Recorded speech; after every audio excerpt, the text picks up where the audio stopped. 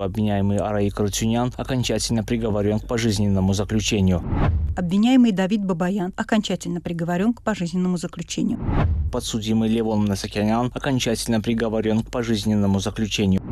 Բաքվի զինվորական դատարանն այսօր ՑՄ ազատազրկման դատապարտեց Լեռնային Ղարաբաղի նախկին նախագահ Արայիկ Հարությունյանին, Պաշտպանության բանակի նախկին հրամանատար Լևոն Մնացականյանին, գեներալ-մայոր Դավիթ Մանուկյանին, Ազգային ժողովի նախկին նախագահ Դավիթ Իշխանյանին եւ նախկին արտգործնախարար Դավիթ Բաբայանին։ Նախկին նախագահներ Արկադի Ղուկասյանին եւ Բակո Սահակյանին Բաքուն դատապարտեց 20 տարվա ազատազրկման, նրանց տարիքով պայմանավորված։ Ադրբեջանի օրենսդրությունը արգելում է 65 տարին լրացած անձանց ՑՄ ազատազրկել։ Баку Саакян был приговорен к 20 годам лишения свободы. Согласно приговору, обвиняемый Аркадий Гукасян был приговорен к 20 годам лишения свободы. Բաքվի զինվորական դատարանի առջև կանգնած մյուս հայերը Մադադ Բաբայանը եւ Մելիքսեթ Փաշայանը դատապարտվեցին 19 տարվա, Գարիկ Մարտիրոսյանը 18, Լևոն Բալայանը եւ Դավիթ Ալավերդյանը 16, Վասիլ Բեգլարյանը, Գուրգեն Ստեփանյանը եւ Էրիկ Ղազարյանը 15 տարվա ազատազրկման։ Բաքուն բոլորին մեղադրում է ծանր հանցանքների մեջ, ահաբեկչությունից մինչեւ ցեղասպանություն։ Չկա աշխարհում որևէ երկիր, որ այս կերպ նվաստացած լինի եւ որի իշխանությունը, որի ղեկավարները ջայլամի պես համարել ամեն ինչ նորմալ է։ Դաշնակցական Գեգամ Մանուկյանն ասում է, որ ճիշտ այն ժամերին, երբ եղբայրը գեներալ-մայոր Դավիթ Մանուկյանը Բաքվում ՑՄ ազատազրկման էր դատապարտվում, ինքը Երևանում խորհրդարանում հանդիպում էր մի քանի տասնյակ ուսանողների հետ։ Նրանց ընդդիմադիր падգամավորն ընդամենը մեկ հարց է տվել. Արդյոք նրանք գիտեն աշխարհում որևէ երկիր, որի քաղաքացիները, որի ռազմական, նաև քաղաքական ղեկավարները գերության մեջ է իր հարևանի մոտ, մի երկիր, որի հսկայական տարածքներ օկուպացված մնում են եւ ապագայում էլ շատ քիչ հավանականություն կա այդ օկուպացիան վերջ տրվելու եւ այդ երկու երկիրը հայտարարում են իբր խաղաղության մասին, դրա համար ժպտում են, եղբայրանում են, մրցանակներ են ստանում եւ համարում են, որ ամեն ինչ նորմալ է։ ուսանողների պատասխան։ Согласно приговору, обвиняемый Мадад Бабаян был приговорен к 19 годам лишения свободы. Բաքվի զինվորական դատարանում այսօր 19 տարվա ազատազրկման դատապարտված Մադադ Բաբայանի որդին անթույլատրելի է համարում հոր դատավճիռը։ Իրավունք չունեին իրան 19 տարի դատեին, երբ որ ասում են ինքը խոջալու ցեղասպանության հետ մասնակցել է, ես արել են այդ իսախ սուտ է։ Մադադ Բաբայանը մինչև գերեվարվելը Մարտակերտի Գետավան գյուղում էր ապրում։ 2023-ի սեպտեմբերին Արցախի դեմ ադրբեջանական ռազմական ագրեսիայի ժամանակ նա գյուղը լքել չէր հասցրել եւ հետագայում գերեվարվել էր ադրբեջանցիների կողմից։ Բաքուն 74-ամյա հայ տղամարդուն մեղադրում է այսպես կոչված խոջալուի ցեղասպանությանը մասնակցելու համար։ Ադրբեջանական պետական ազերթաջ գործակալությունն այսօր հրապարակելով դատավճիռը նշում է, որ թեև Բաբայանին ՑՄ ազատազրկում էր սպառնում, բայց հաշվի առնելով նրա տարիքը, դատախազը պահանջել է 20 տարի, դատավորն էլ 1 տարով նվազեցրել է պատժաչափը։ Эти обвинения были доказаны в ходе судебного разбирательства до вынесения. Ադրբեջանական լրատվամիջոցը պնդում է, թե Մադադ Բաբայանը ընդունել է մեղքը, մինչդեռ նրա որդին Արմենը վստահ է, որ հորը պարզապես ստիպել են ասել այդ ամենը։ Դե հիմի որ ես էլ անեմ դե ինձ էլ այդ օրը կցեն, ես էլ կխոսավանամ ստատիստիկա ասեմ, հա, եղել են,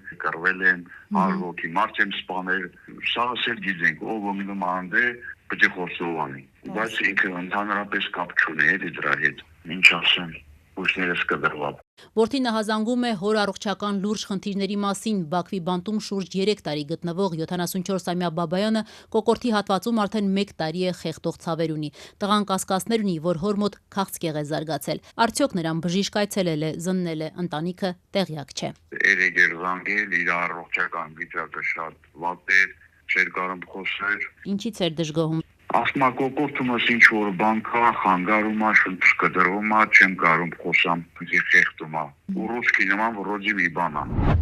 Դատարանները ցույց տվեցին, որ այս հարցը գերքաղաքական է եւ նրանք ունակ չեն ապահովելու արդար դատաքննություն։ Եվրոպական դատարանում հայ գերիներին ներկայացնող Սիրյանուշ Սահակյանի գնահատմամբ Ադրբեջանի դատարանը ընդամենը վավերացրեց Իլհամ Ալիևի քաղաքական որոշումները։ Ըստ իրավապաշտպանի Ալիևի վարչակազմը քաղաքական հայտարարություններով բազմիցս մերժել է ինքնորոշման իրավունքը, օրինականացրել ուժի գործադրումը, իսկ այս քայլով Բաքուն նաև ցուցադրաբար պատժում է ինքնորոշման իրավունքը իրացնողներին։ Այս դատավճիռները գործնականում չեն կարող խոչընդոտել կամ կանխել հայրենադարձմանը, քանի որ կրկին պրոցեսը իրավական չէ, պրոցեսը քաղաքական է։ Հայ գերիների հետ կապված ողջ գործընթացը քաղաքական համարող Սահակյանը չի բացառում, որ առաջիկայում ԱՄՆ փոխնախագահ J.D. Vance-ի Երևան եւ Բաքու կատարելի կայցերի ընթացքում կամ հետո հայ գերիների մի մասը ազատ արձակվի։ Եվ այո, մեծ հույսեր ենք կապում նաև ամերիկյան վարչակազմի հետ, որը պայմանավորված է նրանց հատուկ դերով կապված խաղաղության գործընթացի հետ, եւ խաղաղությունը առանց մարդասիրական հարցերի լուծման գոյություն ունենալ չի կարող։ Այսինքն հնարավոր է, որ մի մասն ազատ արձակվի հենց J.D. Vance-ի այցի ընթացքում։ Այո, այս այցելության համատեքստում կամ միգուցե դրանից հետո տեղի ունեցող զարգացումների ընթացքում մենք տեսնում ենք գերիների ազատ արձակման հնարավորություն։ Իրավապաշտպանն ընդգծում է, խոսքը Արցախի ռազմաքաղաքական ղեկավարների ազատ արձակման մասին չէ։ Այդ հարցի շուրջ քննարկումները կարող են սկսվել վերջնական փուլում, երբ արդեն հայրենադարձված կլինեն Բաքվի բանտերում գտնվող եւ այլ կարգավիճակ ունեցող հայերը, այսինքն դեռևս 2020-ին եւ 23-ին գերեվարված ռազմագերիները եւ տարբեր հանգամանքներում ադրբեջանական վերահսկողության տակ հայտնված քաղաքացիական անձինք։ Madat Babayan 19, Bako Saakyan ve Arkadi Gukasyan 20 il müddətinə. David Babayan, David İşxanyan, David Manuk 15 հայերին ցմահից մինչև 15 տարվա ազատազրկման դատապարտելով Բաքվի զինվորական դատարանն առաջիկայում ամենայն հավանականությամբ կվերսկսի Արցախի նախկին պետնախարար բարերար Ռուբեն Վարդանյանի գործի քննությունը։ Խորհրդակցական սենյակում գտնվելու պատճառաբանությամբ դատարանը անցած տարվա վերջից հետաձգել էր Վարդանյանի դատաքննությունը։ Ռուբեն Վարդանյանի պարագայում եւս մեզ համար ելքը հստակ է եւ մեր կանխատեսմամբ լինելու է դատավճիռ ցմահ ազատազրկմամբ։ Ադրբեջանում այս պահին 19 հայ գերի է պահվում։ Վերջերս Բաքուն Հայաստանին վերադարձրեց 4 քաղաքացու։